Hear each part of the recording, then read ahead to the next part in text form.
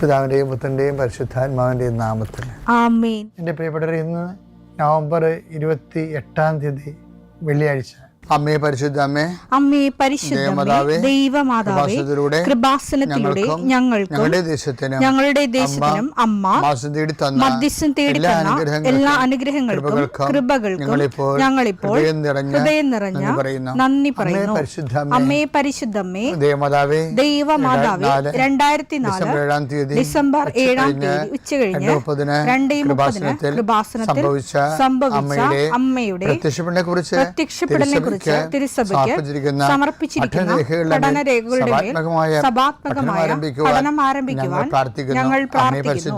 അമ്മേ പരിശുദ്ധമേ, ഭൂസ്വർലോകങ്ങളുടെ രാജ്ഞിയായ അങ്ങേയ്ക്ക് ഭൗമസംരക്ഷണത്തിനായി പ്രപഞ്ചപ്രകൃതിയെ തന്നെ തിരുസഭ പ്രതിഷ്ഠിക്കുവാൻ ഈ പ്രത്യക്ഷീകരണം വഴി ഇടയാക്കണമേ. പരിശുദ്ധമേ, ജപമാല മാതാവേ, സകല കൃപാസനം പ്രാർത്ഥനയോടും ചേർത്ത് ഞങ്ങളിപ്പോൾ പ്രാർത്ഥിക്കുന്ന ഈ കുടുംബത്തിന്റെ പ്രത്യേക നിയോഗം പറ മക്കളെ.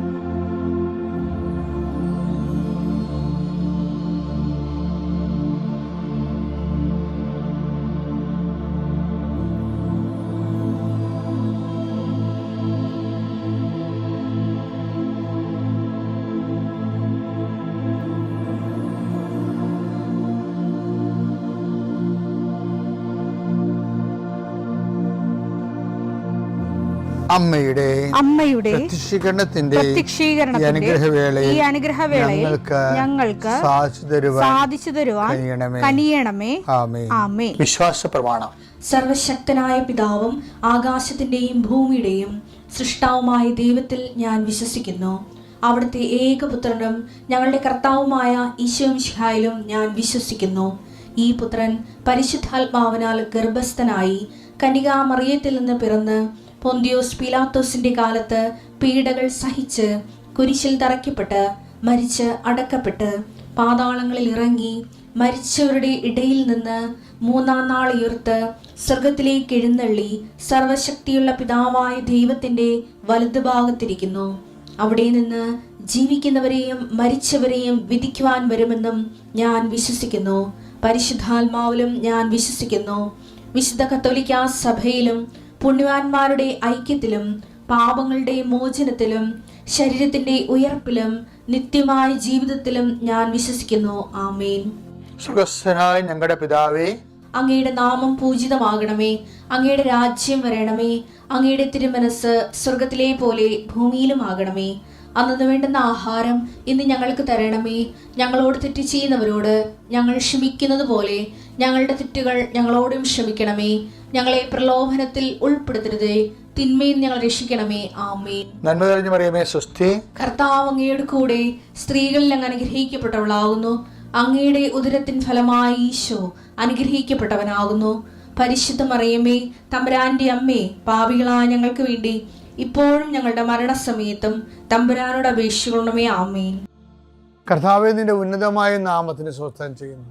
കർത്താവേ, നിന്റെ വിശുദ്ധ പൗരോഹിത്യത്തെ മഹത്വപ്പെടുത്തണമേ. കർത്താവേ, സഭയിലുള്ള സാന്നിധ്യം ദൃഢമാക്കണമേ.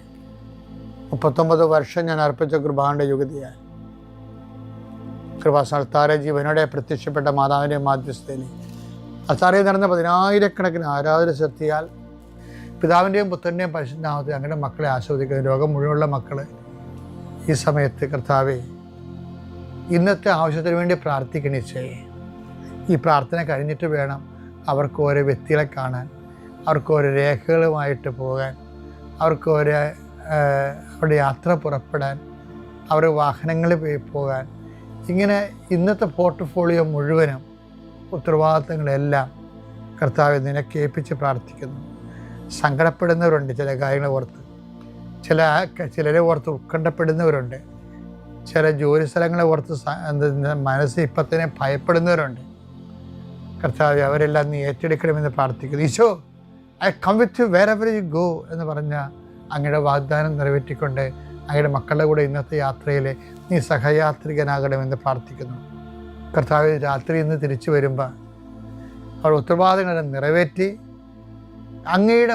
അങ്ങയുടെ കൂടെ ഇൻസെൻറ്റീവ് കൊടുത്ത് അവർ വിചാരിക്കുന്ന കൂടുതൽ കാര്യങ്ങൾ ചെയ്ത് തീർത്ത് എല്ലായിടത്തും വിജയമുണ്ടായി തിരിച്ചു വരാൻ കൃപാസ്ഥാനത്താരെ ജീവനോടെ പ്രത്യക്ഷപ്പെട്ട മാതാവ് പരിശുദ്ധ അമ്മ, നിൻ്റെ അമ്മ മധ്യസ്ഥ ദേവമാതാവിൻ്റെ മധ്യസ്ഥതയിൽ ഈശോയുടെ നാമം തന്നെ ഞാൻ ആശീർവദിച്ച് അയക്കുന്നു. ദൈവം തന്നെ അനുഗ്രഹിക്കട്ടെ. എൻ്റെ പ്രിയപ്പെട്ടവർ, നമ്മളിപ്പോൾ ഓൺലൈനിലെ ആൾക്കാർ ഒത്തിരി സാധനം മേടിക്കും. ഞാനും കുറേ മേടിക്കുന്നുണ്ട്. ഞാൻ മേടിക്കണ എന്താ വെച്ച് കഴിഞ്ഞാൽ ചെടികളുടെ വിത്തുകളൊക്കെ ഞാൻ മേടിക്കണത്. ഇപ്പം കുറേ ചെടിയൊക്കെ വന്നിട്ടുണ്ട്. ഞാൻ ബുക്ക് ചെയ്താൽ നമ്മുടെ ഇവിടെയൊക്കെ ഇല്ലാത്ത ചെടികൾ കാണുമ്പോൾ അതിൻ്റെ കുരുക്ക്, അതിൻ്റെ വിത്തൊക്കെ വാങ്ങിക്കും ഓൺലൈനിൽ. ഈ ഓൺലൈനിൽ മാത്രം പർച്ചേസ് ചെയ്യുന്ന കുറേ ആൾക്കാരുണ്ട്. ബനിയൻ, ഷൂസ്, അതെല്ലാം സാധനം ഓൺലൈനിൽ മേടിക്കത്തുള്ളവർ. അപ്പോൾ അതിന് അവർക്ക് ഇത് നല്ല മരിങ്ങാണ്. അവർ ഓഫറുള്ള സമയം അറിയാം.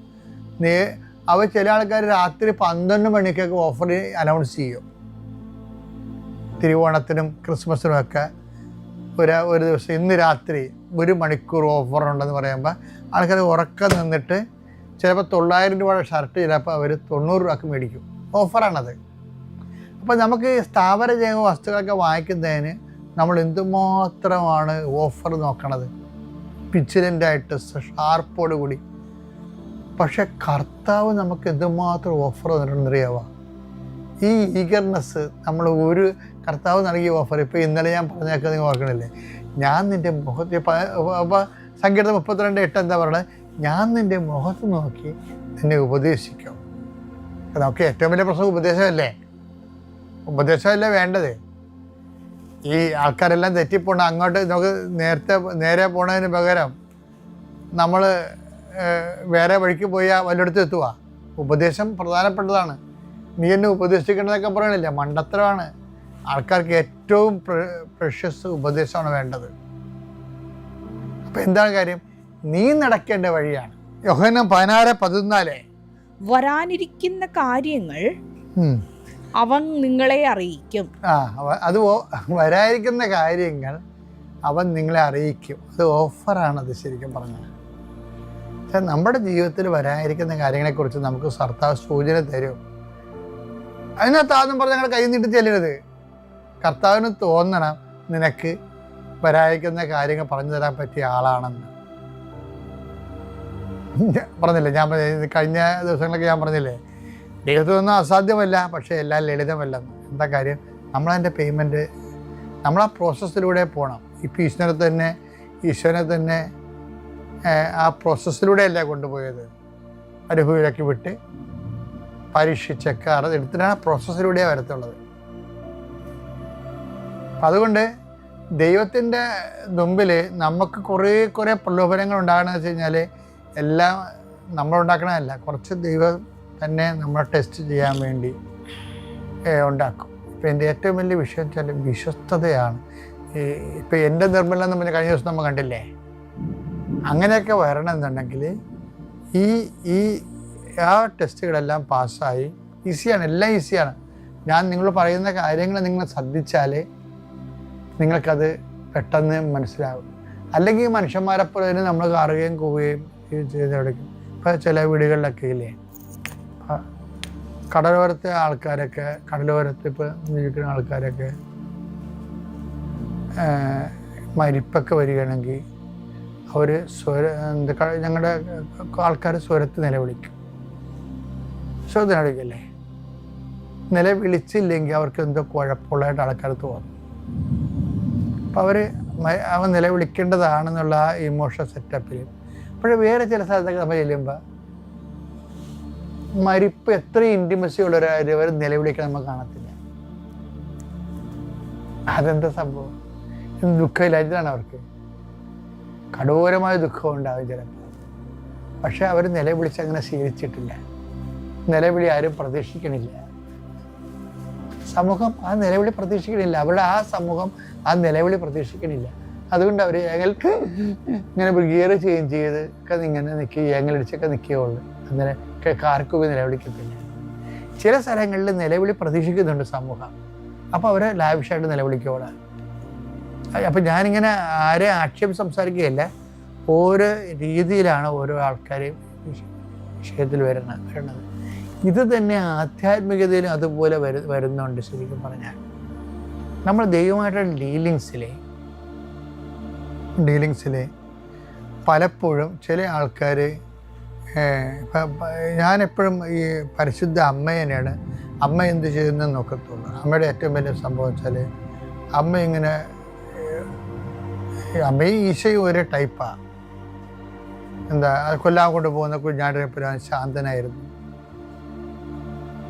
രോമം കത്തിക്കുന്ന ശാന്തനായി നിൽക്കുന്ന കുഞ്ഞാടിനെ പോലെ ആ മൂകനായിരുന്നൊക്കെ പറയുമ്പോൾ വിഷയത്തിൽ ഒരു ഇമോഷണൽ ലെവല് കൺട്രോൾഡാണ് ശരിക്കും പറഞ്ഞത്. ചില സ്ഥലത്ത് ഇമോഷണൽ ലെവല് അത്ര കൺട്രോൾഡല്ല. കാര്യം വെച്ച് കഴിഞ്ഞാൽ അത് സർക്കംസ്റ്റൻസ് അനുസരിച്ചാണ്. ഇപ്പോൾ മാതാവാണെങ്കിൽ ഹൃദയത്തിൽ ഭയങ്കര വിഷമം ഉണ്ടാകുന്ന സമയത്തായാലും ഹൃദയത്തിൽ സംഗ്രഹിച്ച് കളയാതെ അതിൻ്റെ സൗണ്ട് ഇപ്പോൾ സൈലൻസർ വെച്ച് കളയും. ഇപ്പോൾ ചില വണ്ടിയില്ലേ, ചില പോലീസ് വണ്ടിക്കൊക്കെ ഭയങ്കര സ്വരം, പക്ഷെ അത് വന്നെ അറിയത്തില്ല. അതേസമയം എന്താ ചില പിള്ളേർ സൈലൻസറെ ബേഡ് കുത്തി കയറ്റി ഭയങ്കര സ്വരം ഇട്ടിട്ട് പോകണം കാണാം. അപ്പം അത് വെച്ചാൽ അത് അവരുടെ ഒരു രീതിയാണത്, ഓരോരുത്തരുടെ രീതിയാണത് അത് വരണത്. ഞാനെന്താ ഇങ്ങനെ പറയാൻ കാരണം എന്ന് വെച്ച് കഴിഞ്ഞാൽ ഈ ദൈവഭാഗത്തുനിന്ന് നമ്മൾ കാണിക്കേണ്ട ഒരു ഇമോഷണൽ മച്യൂരിറ്റി ഉണ്ട് ചില വിഷയത്തിൽ. ഇമോഷണൽ മച്യൂരിറ്റി, ആ ഇമോഷണൽ മച്യൂരിറ്റി ഇപ്പോൾ ചില ആൾക്കാർ എന്തെങ്കിലും നെഗറ്റീവ് സംഭവിച്ചു കഴിയുമ്പോൾ റാഷായിട്ടൊക്കെ ഇടപെടത്തില്ലേ. അപ്പം അത് ജില്ലയ്ക്ക് മലയാളത്തിൽ തന്നെ ജില്ലകൾ തോറും ഇമോഷണൽ മച്യൂരിറ്റിയുടെ വ്യത്യാസം, ഒരു ഇക്യു എന്നൊക്കെ പറയുന്ന ഇമോഷണൽ കോൺഷ്യസ് ഒക്കെ വ്യത്യാസമുണ്ട് ഭയങ്കര. ചില സ്ഥലങ്ങളിൽ വളരെ ശാന്തമായിട്ട് സംസാരിക്കത്തുള്ളൂ. ചില ആൾക്കാർ നിസ്സാര കാര്യം പോലും അലറിക്കൂവിയെ സംസാരിക്കത്തുള്ളൂ. ഓരോരുത്തരുടെ രീതികളാണ്. അപ്പോഴും ദൈവത്തിൻ്റെ അടുത്ത് പലപ്പോഴും അലറിക്കൂവി നിലവിളിച്ചിട്ട് എന്നെക്കാളുപരി ശാന്തത കീപ്പ് ചെയ്യുന്നതാണ് നൊബിലിറ്റി എന്ന് പറയണത്. ശാന്തത കീപ്പ് ചെയ്യുന്ന നൊബിലിറ്റി എന്ന് പറയണത് വെച്ച് കഴിഞ്ഞാൽ നമ്മൾ സബ്മിസീവ് മൈൻഡ്, ദൈവഹിതത്തിന് നമ്മൾ ശാന്തമായി സബ്മിസീവായിരിക്കുന്നു എന്നുള്ളതാണ്. നമ്മൾ ഒരിക്കലും നമ്മൾ ദൈവത്തെ ചോദിക്കാൻ പറ്റാത്ത ചോദ്യമാണ്, എന്താ എന്നോട് ഇങ്ങനെ ചെയ്തത്? അവർ നിന്നറിയാത്തവരൊക്കെ അങ്ങനെ അവർക്കൊക്കെ വലിയ മെച്ചമാണ് ഇട്ടാണ് ജീവിക്കണത്, എന്നോട് മാത്രം എന്താ ഇങ്ങനെ ചെയ്യണത്? ഇനി ഞാനോട് ദൈവത്തിന് വിശ്വസിക്കണം എന്നൊക്കെ പറഞ്ഞല്ലേ. അറിവുകേട് കൊണ്ട് പറഞ്ഞാൽ ദൈവം ക്ഷമിക്കുമെന്ന് പറഞ്ഞാലും ദൈവം ക്ഷമിക്കും. പ്രശ്നം ഉണ്ടാക്കി എന്തിനാണ് ക്ഷമ മേടിക്കണത്? മനസ്സിലായില്ലേ? എന്തിനാണ് പ്രശ്നം ഉണ്ടാക്കി ക്ഷമ മേടിക്കണത്? അതുകൊണ്ട് ആർക്കും ഒരു പ്രയോജനമില്ലല്ലോ. ഇപ്പം നമ്മളൊരു പ്രശ്നം ഉണ്ടാക്കി കുറച്ച് കഴിയുമ്പോൾ ദൈവത്തോട് ക്ഷമ ചോദിച്ചിട്ടുള്ള കാര്യമുണ്ട്. നമ്മൾ ദൈവത്തെ സ്നേഹിക്കാതിരിക്കണമല്ല പ്രശ്നം, ദൈവത്തെ പല കാര്യങ്ങൾക്കും അവിശ്വസിക്കുന്നതാണ് ഈ പ്രശ്നം. ഓ, ദൈവം അങ്ങനെ ചെയ്യുക, ചെയ്തില്ലേ നമ്മൾ വെള്ളം കുടിക്കുമല്ല. അതാ ആൾക്കാർക്ക് ഉള്ളതെന്ന് വെച്ച് കഴിഞ്ഞാൽ ദൈവത്തെ വിശ്വാസത്തിലെടുക്കത്തില്ല. ദൈവത്തെ എടുക്കാൻ വരുമ്പോൾ എന്താ പറഞ്ഞാൽ ഈ പൗലോസ് പറഞ്ഞിട്ടില്ലേ, സ്നേഹമെല്ലാം വിശ്വസിക്കണമെന്ന്. അപ്പം നീ ദൈവത്തെ അവിശ്വസിച്ചാൽ ദൈവത്തിൻ്റെ സ്നേഹത്തെയും നീ വേണ്ട വിധത്തിൽ മാനിക്കണില്ല എന്നുള്ള രീതി വരും. അപ്പം അതുകൊണ്ട് എന്ത് വിഷയം ഉണ്ടായാലും ദൈവമായിട്ട് വേണം അതിനെ ടാലിയാക്കാൻ. പലപ്പോഴും നമ്മുടെ ജീവിതത്തിൽ ഉണ്ടാകുന്ന പല വിഷയങ്ങളും ദൈവത്തിൻ്റെ ദൈവത്തിൻ്റെ ഒരു റിലേഷൻ്റെ ബേസിൽ നമ്മൾ വിലയിരുത്തണില്ല. അത് നമ്മുടെ വിഷയത്തിലാണ് വിലയിരുത്തുന്നത്. പക്ഷെ പലപ്പോഴും നമ്മൾ ബ്രാൻഡഡ് ഡൗണായി മാറും ഇത് വരുന്നത്. ഇപ്പം ഇൻറ്റിമസിക്ക് പ്രാധാന്യം കൊടുക്കണം. ഓരോ വിഷയവും കർത്താവിൻ്റെ നാമത്തെ മഹത്വപ്പെടുത്തി ദൈവഹിതമായി ജീവിക്കുമ്പോൾ ടൈറ്റ് ഇൻറ്റിമസിയിലേക്കാണ് വരണത്. അതാണ് ഈശോ പറയണത്, എനിക്ക് നിങ്ങളെ അറിയാമെന്നൊക്കെ പറയത്തില്ലേ, മോസസിനോടൊക്കെ പറയുന്നില്ലേ, അത് ഭയങ്കര വാക്കാണേ. പുറപ്പാട് 33:17 കർത്താവ് മോശയോട് പറഞ്ഞു, കർത്താവ് മോശയോട് പറഞ്ഞു, നീ ആവശ്യപ്പെട്ട ഈ കാര്യവും ഞാൻ ചെയ്യും. എന്തെന്നാൽ നീ എന്റെ പ്രീതി നേടിയിരിക്കുന്നു. നിന്നെ എനിക്ക് നന്നായി അറിയാം. അതാണ് സംഭവം. ഇതൊരു സർട്ടിഫിക്കറ്റ് ആണ് ശരിക്കും പറഞ്ഞാൽ. എന്താണ്? എനിക്ക് നിന്നെ നന്നായി അറിയാം. അത് ഒറ്റ അറിവ് കൊണ്ട് വന്നതല്ല. കോഴ്സ് ഓഫ് ടൈം ജീവിക്കുമ്പോൾ ടോട്ടൽ അസസ്മെൻറ്റിൽ നിന്നാണ് വരണത്. എനിക്ക് നിന്നെ നന്നായി അറിയാം എന്ന് പറയണത്. അപ്പോൾ അതിനകത്ത് ടോട്ടൽ അസസ്മെൻ്റ് നടക്കുന്നുണ്ടെന്നല്ലേ, ഓരോ വിഷയത്തിലൂടെയും വിലയിരുത്തൽ നടക്കുന്നുണ്ടല്ലോ.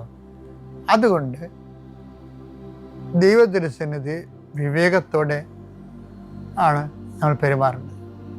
ഒരു പ്രായമൊക്കെ കഴിഞ്ഞാൽ 10-30 വയസ്സ് കഴിഞ്ഞാലൊക്കെ ദൈവത്തിൻ്റെ ഇൻറ്റിമസിയിലേക്ക് വരണം. നിങ്ങൾ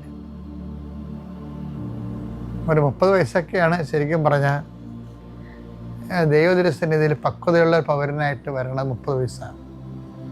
അതിനുള്ളിൽ നീ ഇതേ ലെവലിൽ വരാൻ നോക്കണം. കർത്താവ് പരസ്യജീവിതം തുടങ്ങേണ്ടതും ദൈവത്തെക്കുറിച്ച് സംസാരിച്ച് തുടങ്ങിയൊക്കെ 30 വയസ്സിലല്ലേ. 30 വയസ്സ് വരെയുള്ള കാലഘട്ടം കഴിയുമ്പോൾ പിന്നെ ഇൻറ്റിമസിയുടെ ടൈമാണത്. അപ്പം അതൊന്ന് എല്ലാ കാര്യവും ഇൻറ്റിമസി വർക്ക് ചെയ്യാൻ വേണ്ടി ഓരോ ദിവസവും അതിനുവേണ്ടി അതിൽ വളരാൻ കർത്താവ് നിങ്ങൾ അനുഗ്രഹിക്കട്ടെ എന്ന് പ്രാർത്ഥിക്കുന്നു.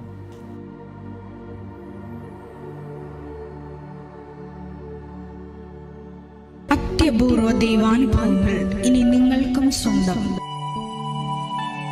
ഈ യൂട്യൂബ് ചാനൽ ഇതുവരെ സബ്സ്ക്രൈബ് ചെയ്തിട്ടില്ലെങ്കിൽ ഇപ്പോൾ തന്നെ സബ്സ്ക്രൈബ് ചെയ്യുക. ഈ വീഡിയോ ഇപ്പോൾ തന്നെ നിങ്ങളുടെ സുഹൃത്തുക്കൾക്ക് ഷെയർ ചെയ്തുകൊണ്ട് കർത്താവിൻ്റെ പ്രേക്ഷിതരാകുക.